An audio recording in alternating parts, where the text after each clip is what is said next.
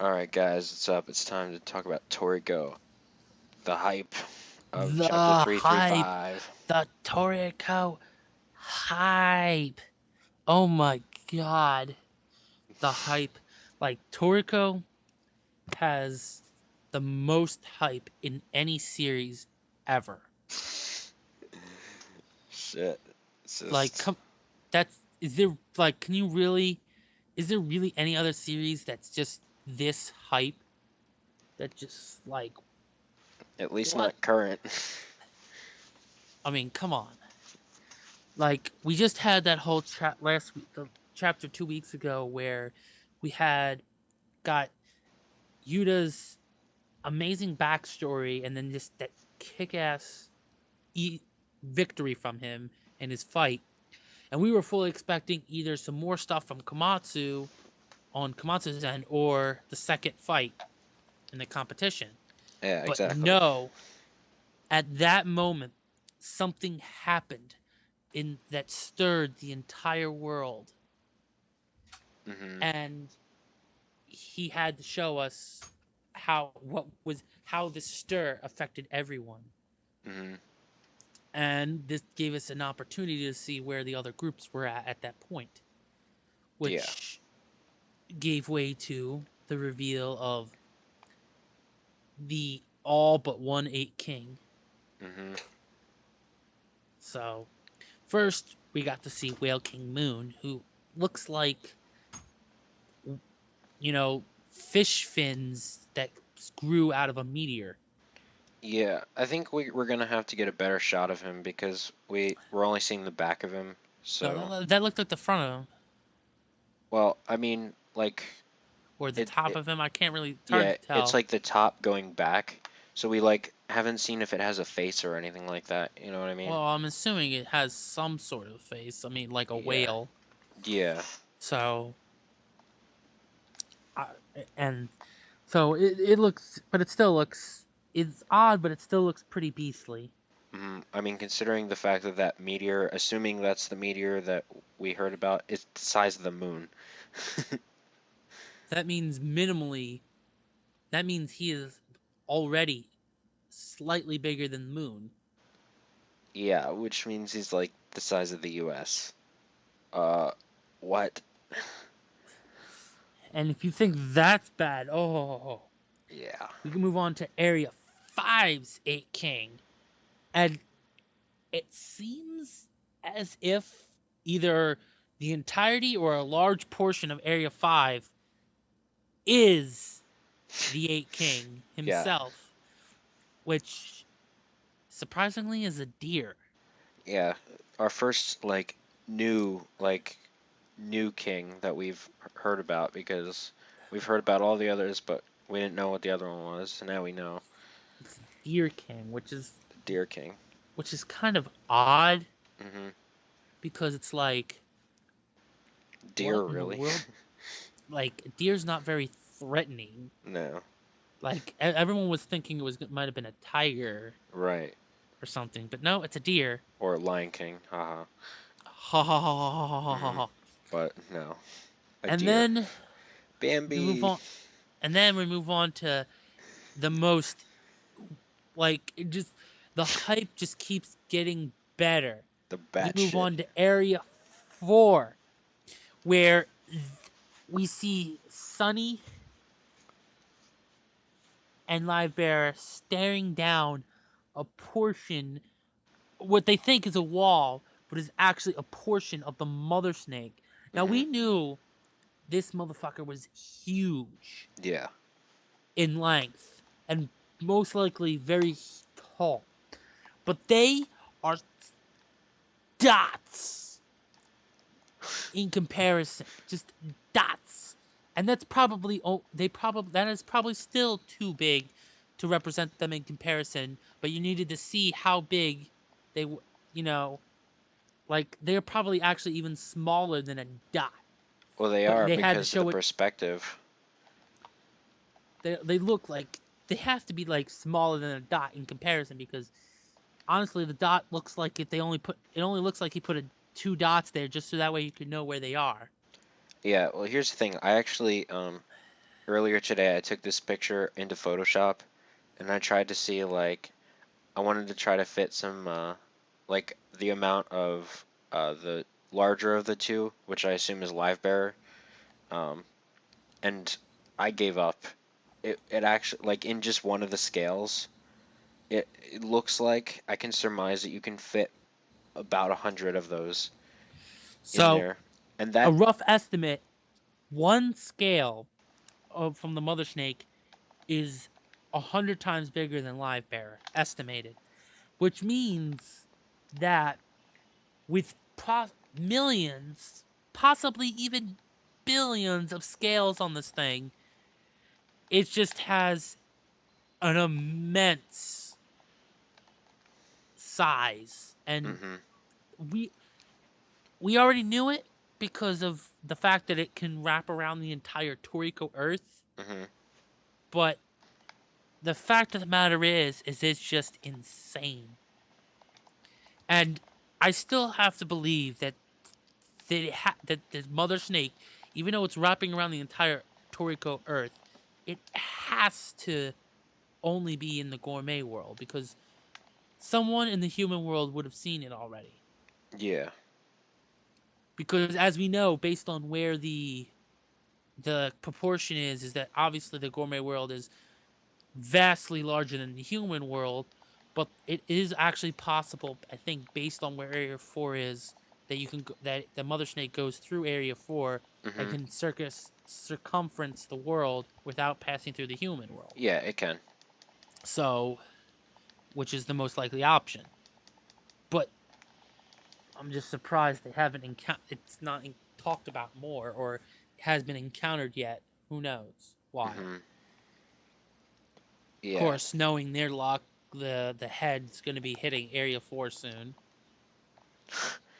which is good luck apparently. but also bad luck. Yeah.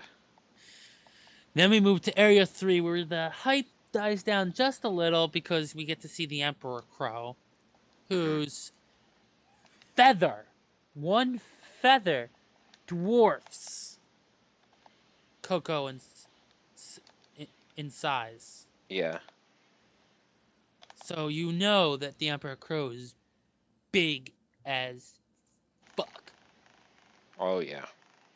Like that's just the theme of like the Eight Kings is that they are big motherfuckers. Yeah, with the exception of Bambina. Bambine is the only one that's not like just he's just a normal sized like he's a normal human sized creature. Yeah. And apparently the battle wolf's probably not that big compared to the other eight kings either, but you just never know. It's still massive. Yeah, it looks pretty big from the And oh my, that's picture. the thing is I thought I was thrown off for a second when I first saw the transition to Area 2 and you see this land shark and I'm like, "Wait a minute. I thought Area 2 had the battle wolf. What is this friggin' shark thing doing?" Mm, And then there was like, "Oh, yeah, I could take him on. We could take him on, but I don't want to take on the guy behind him." And then they just show that the battle wolf. uh-huh. Oh my god. Award has he has been awarded as the most badass looking eight king to date. Hell yeah. Oh my god. You could tell that this battle wolf has gone through some shit. Yeah. And here's the funny thing, because before we started recording, I was talking to Strider about how I was rewatching Toriko. During the Puffer Whale arc, the friggin' devil python thing they faced, The Devil Orochi. actually, its quote unquote legend is that it supposedly would rival the legendary Battle Wolf. Oh yeah, I remember that. And and just thinking back and seeing this now, and I'm like looking at what he saw with the Battle Wolf. I'm like, are you are you joking? Are you really that stupid to think that this thing could even stand a ghost of a chance against a Battle Wolf? Friggin' Terry at the beginning of the series is stronger than that thing. Yeah. I mean, I'm assuming the Devil Orochi must have come from the gourmet world at some point and then must have like devolved or something because it lived in the human world. I don't know, but yeah, it's just not happening that way. I mean, unless there's like an advanced version of its, like it's a maybe that's like a lower version of the species, and Hmm. there's like a far more advanced version of the species, say in Right. Area 4, with since that's probably going to have some snake beasts, Yeah. so that's possible. Hmm. And so then we're like, okay, pretty badass. So then we're fully expecting to go to Area 1 to see Daenerys, but no. We stay in Area 2 and go to Neo, where apparently Tepe's been on our side the whole time. Hmm. Which makes me question, why would he attempt to kill Komatsu, hoping that they'd be able to solve the issue I thought and save I him? thought they explained that a little bit. I don't remember what there was something going on with the way that Tepe did it. I don't remember. Well, the only thing I could say is based on the fact of what we learned that there's a very short time limit, I'm guessing the only explanation I can see as to why Tepe would have done that of his own will was to force them to speed up their journey. Hmm. And I guess he knew that they'd be able to learn the information they needed to speed their journey if they got to Area 7 or yeah, Area 7 really quickly. Right. So I guess that was an explanation of sorts. Yeah. But then he's like, "Oh yeah, I need to see where you what I want you to tell me what you saw in Area 1." And then we see this just monstrous demonic creature that is most likely Akashia's gourmet demon slash demon or planet eater demon, Right. which is like, wait, what? Already? I thought there wasn't time for it to be revived yet. Hmm. Like, come on, Mitsutoshi, are you really trying to speed things up that quickly? Right. Like, come on. So we still didn't technically. And that's pretty much the end of the chapter. So we didn't get to see Delarus's design reveal, which is odd, but I guess they want to save it for later. But there is one thing that has concerned many fans with this chapter, and that is that at the current moment that we are in the Area 6 arc, everyone else has already encountered their respective 8 king. Hmm. So it's like, wait a minute, are we gonna not get to see their adventures? They better show it. Yeah. I'll say. I mean, because we still got a bunch left to do in this Area 6 arc Hmm. before we capture another. They're gonna have to see a display of Whale King Moon's power at some point, Right. and then we're gonna have to see what was going on in the other areas. Like, what Hmm. did they encounter? Any civilizations? Did they, like, okay, what were some of the fights they had? The techniques they showed off? What did they have to do to capture their ingredient? Yeah. There's many different things that they need to do. So, and then they have to all come together with the ingredients so they can prepare them and eat them, get, Right. and so they can get to Area 1 and all work together to capture Center, Hmm. the hors d'oeuvre, and then battle Akashia and his demon Right. and Neo. Yeah. So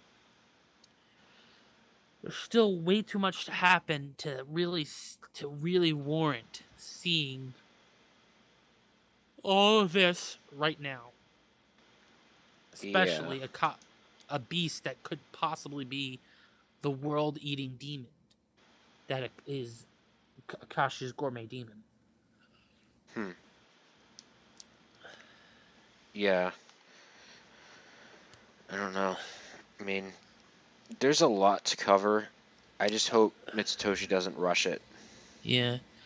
Now, one last thing that I almost forgot was how we began the chapter, and we got to see Heracles again, but the whole part where it looks we see Zonge, get to see Zonge again, who's looks as if he's back to being a guy, and he sees what I believe is to a portal to the back channel, Hmm. where seemingly Bambina is where Bambina is training Terry, Kiss, and Quinn, Uh-huh.